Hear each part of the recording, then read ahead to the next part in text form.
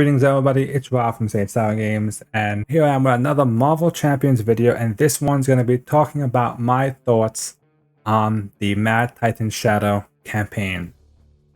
For those of you watching on YouTube, may have seen my YouTube streams, or on Twitch as well, of me playing through the campaign. As of the recording of this video, I have not officially beaten Loki yet, but hopefully I will soon. But I've played through Loki enough times to get a good understanding of him. So that plus the other scenarios has kind of given me a chance to give my thoughts on the campaign. So, first thing, is this campaign easier than Galaxy's Most Wanted? Yes and no. It's easier in the sense of it doesn't punish you as bad as the Galaxy's Most Wanted does, which is really tough. Is it easy? It's not an easy campaign, but it's not as bad as Galaxy's Most Wanted. If I had to rank the campaigns in difficulty, it would go Galaxies, then Mad Titans, then Red Skull. Galaxies is still a bit overtuned with everything that's going on there. That being said, is Mad Titan Shadow a fun expansion? It is. It's probably the most fun expansion that we've gotten yet. Red Skull, in my opinion, I don't know how you guys may have felt. Let me know in the comments down below. But for Rise of the Red Skull, I felt like that one was kind of boring, to be honest. It was cool because it was the first thing we got, like the first campaign we got. But like, let's be honest, how many of you go back and actually play through the Rise of Red Skull campaign beginning to end? How many times? Really?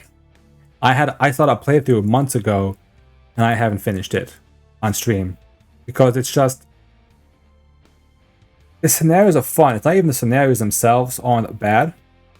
Some of the scenarios are pretty okay, but it's just kind of like there's the standard stuff, especially once we got Galaxies. Once you get Kang, now we have Mad Titan Shadow, Wrecking Crew. We're getting the Hood, which has a whole other new stuff as well. There's so many cooler scenarios to play. The basic villain and scheme thing doesn't really work that well. Compare that to Mad Titan Shadow, where every scenario except for Ebony Maw is pretty unique. So going through the scenarios, Ebony Maw is your pretty standard first villain on the box, not too hard. He has a lot of cool mechanics with his spells, but he pretty much works how you expect him to. Villain side scheme. Pretty straightforward. The tower defense, the Corvus Glaive and Proxima Midnight, that's the first one that's really cool on how they did it. With the fact that you gotta defeat both villains at the same time, kind of, so they both have to go to 0 hit points. If you bring one to 0, it stays alive basically until the other one goes to 0. While having to deal with the scheme and them trying to attack and destroy Avengers Tower basically. It's a very cool mechanic.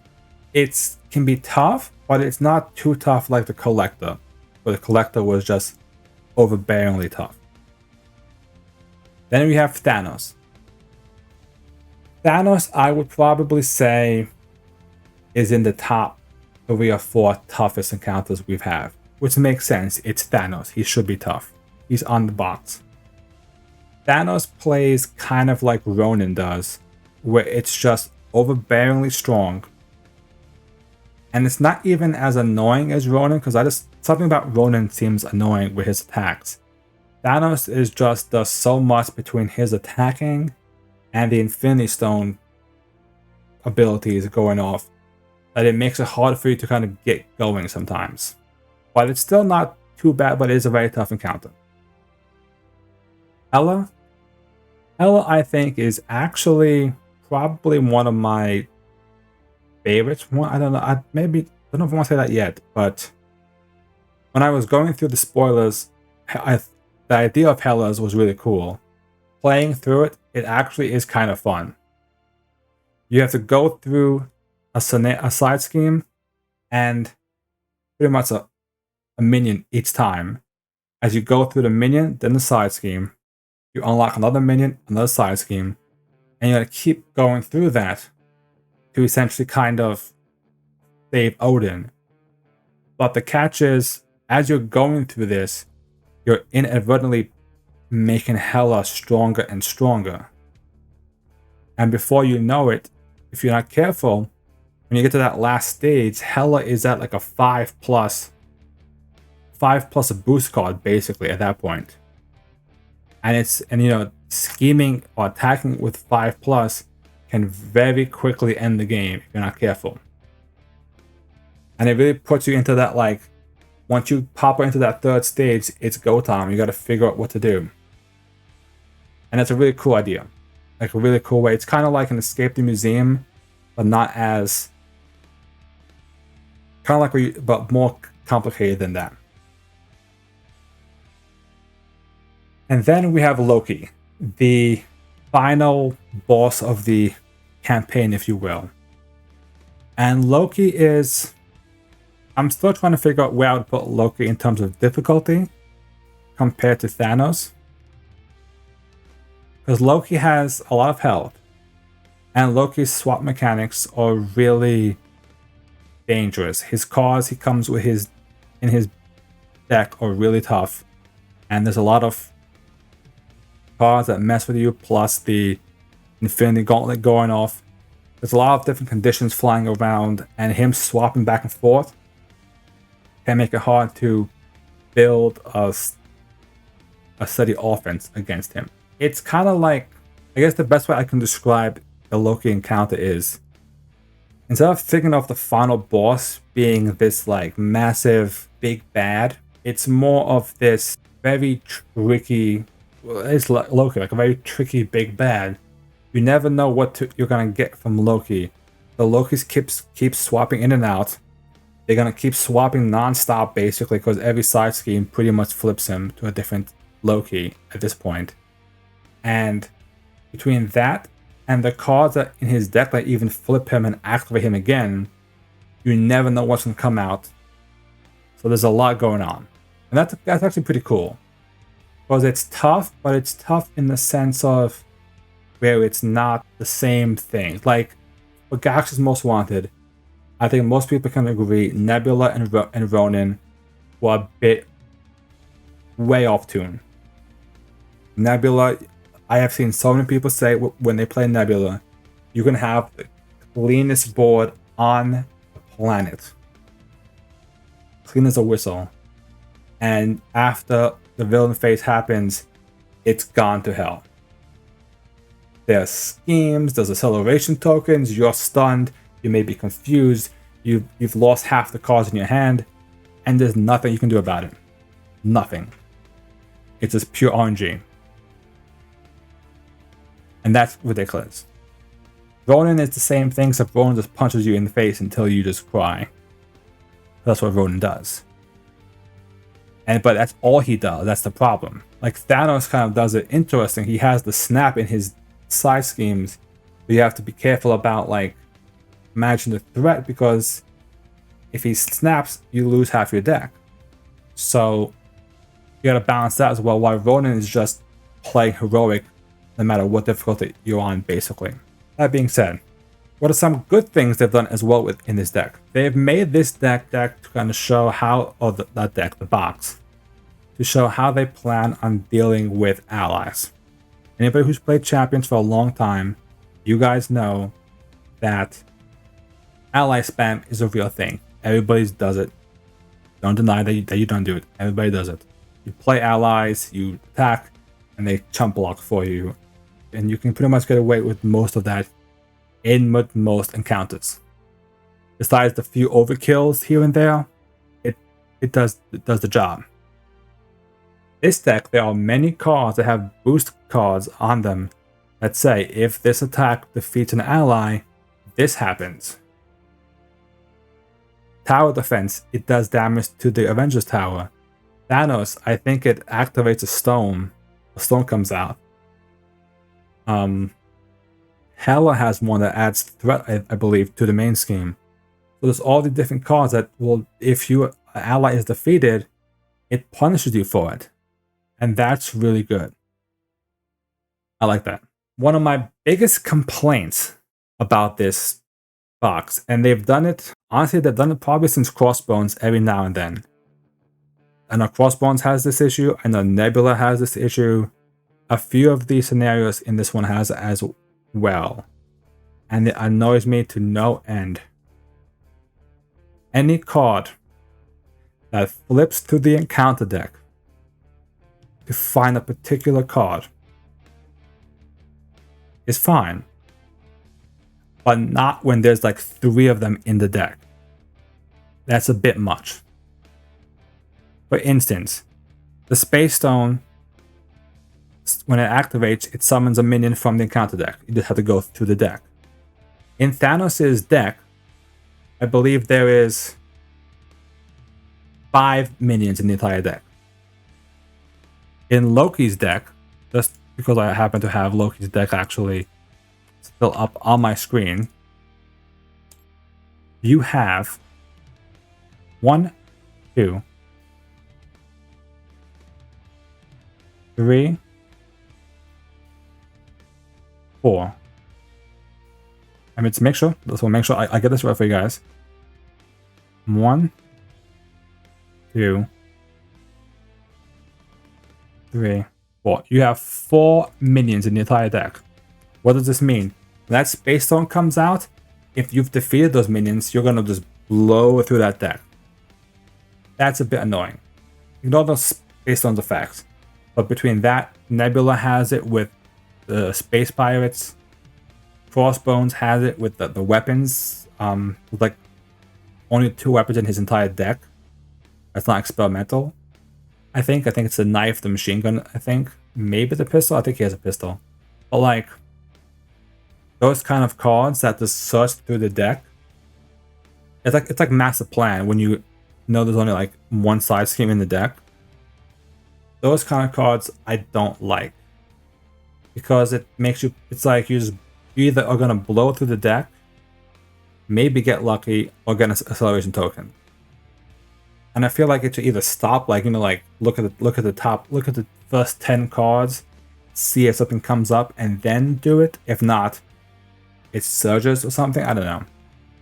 But just going through the deck like that nonstop is a bit too much, in my opinion. That's probably one of my biggest gripes about this.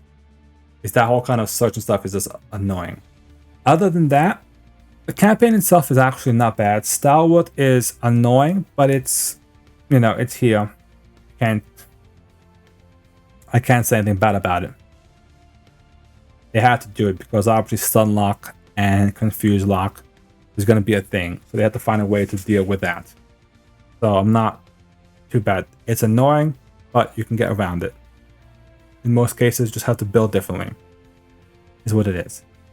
Now, the other thing is I would say that's really good about this campaign, besides the Galaxy's Most Wanted one, is we got rid of the Surge Mania. Minus Ebony Maw. Ebony Maw kind of still has it. After Ebony Maw, you kind of get past the whole every card in the wall has Surge. Nebula had it. I think Ronin had it. But a few of them. Like every card just has Surge on it. And it was a bit much. Because that's why you would draw 6 encounter cards sometimes. It just wouldn't stop coming out. So that, thankfully, they got rid of that part. I'm glad they got rid of that part.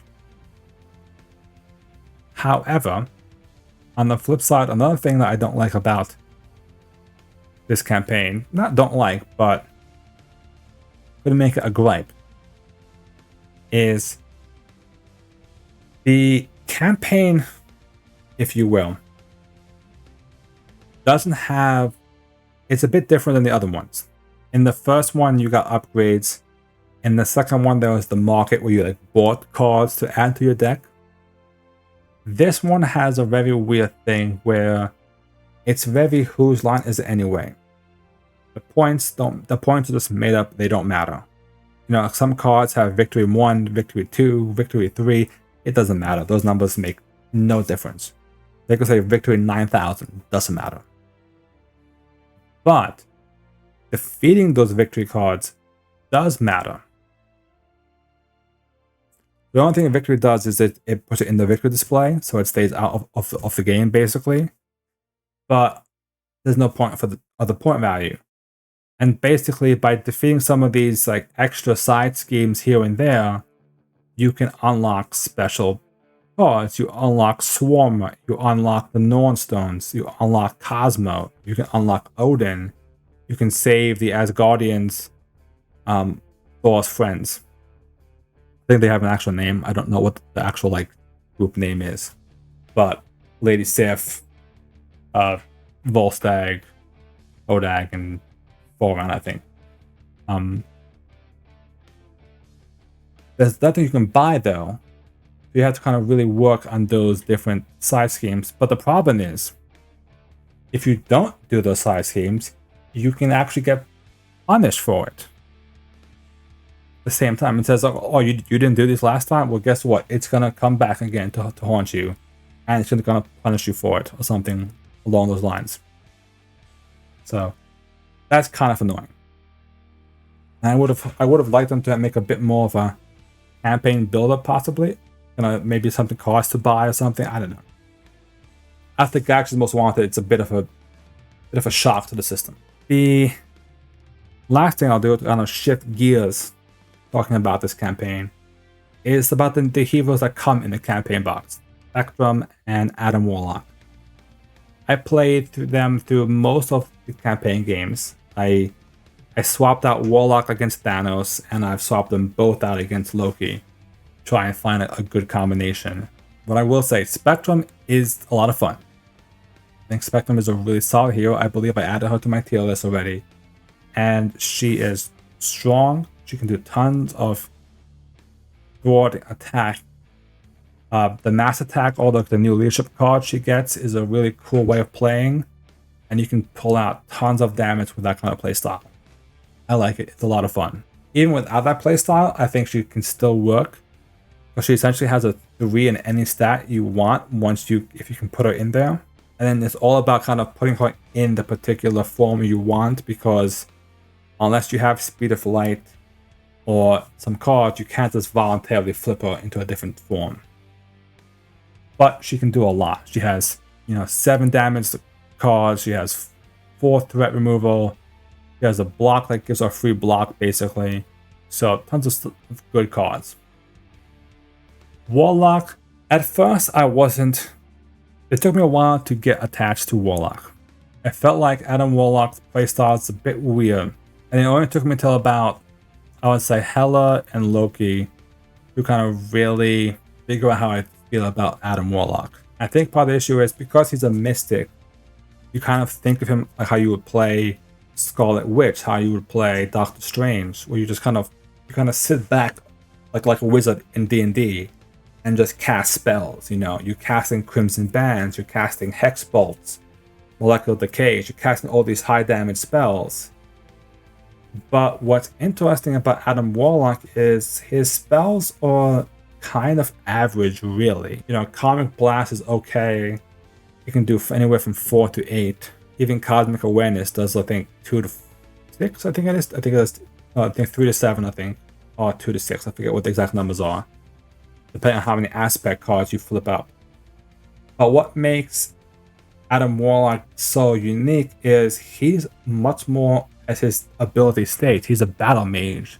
He is supposed to be scuffing it, He has a card that readies himself if you use his ability. He has cards that, if you use his ability, he gets to draw more cards. So like, you want to use his ability every turn. You want him to attack. You want to buff his attack and his thought stats. So he's doing, 3-6 damage a turn from his basic attacks, basically. Which isn't bad for a mystic per se, if you will. I think that's a different play style. The one issue I have with Adam Warlock is Adam Warlock does take quite a bit of build time. You probably need the cape, the Mystic Senses, you need Soul World. You're going to burn through your deck pretty quickly, so you have to get the Soul World up. It's an amazing card. Can't go wrong with it. But it is definitely should be played out. I feel like that, can these two beat the campaign? Because obviously the biggest issue we had with Galaxy's Most Wanted was that I think not one normal person, no matter what Fantasy Flight wants to tell us, can say that you expect Rocket and Groot to beat Galaxy's Most Wanted. It just doesn't feel possible. I feel like Spectrum and Warlock can. Like I said, I beat through most of the decks. I beat through Hela, Ebony Maw, and Tower Defense with the Warlock and Spectrum. Thanos I flipped just because Warlock wasn't doing much damage. I could probably have built him differently. And Loki, same thing. I just feel like the issue I have is, I just feel like that they can actually stand a chance. They have a better chance than Rocket and Groot would, in my opinion. Final thoughts on Mad Titan Shadow. Is this a good campaign box? Yes, definitely. Should you buy it? Once it becomes available, which I believe it should be coming available soon in the US, definitely. I think it's a solid box. You have some iconic villains in here. You have Thanos, Loki, Hela, the Black Order. Tons of great stuff in here. 2 heroes are amazing, and you get some of great hero cards as well in this deck, in this box as well. Should you buy this right away? I probably wouldn't. So for anybody who's new to Marvel Champions, I would build your collection up. You know, start with the core set, maybe Rise of the Red Skull, start buying hero packs. Going straight into like Galaxy's Most Wanted or Mad Titan Shadow without the full card pool might be a bit tricky. So you might, I mean, not tricky. You could probably play standard, maybe even skirmish mode, I think it is. But like, to go in like an expert game without the full card pool to kind of really properly deck build, I feel like it might be tough. So for newcomers, I would probably build your collection up first before you buy this box. I think this is a great box. We already know the next box is Sinister Motives. I'm going to be curious to see what they do with that one, how it stands up to the other 4 boxes, what kind of villains we get in that one. Probably, I think, the Sinister Six. So it's definitely a bit of a different feel, different vibe. But I think it should be a lot of fun. My guess is there's going to be a lot more like stuff going on besides just having like these overpowerful villains like we have in this box. With that, I thank you guys for watching, and as always, if you guys do enjoy these Marvel Champions streams and videos, make sure to catch me on YouTube or on Twitch, but primarily on YouTube. And be sure to subscribe to my YouTube channel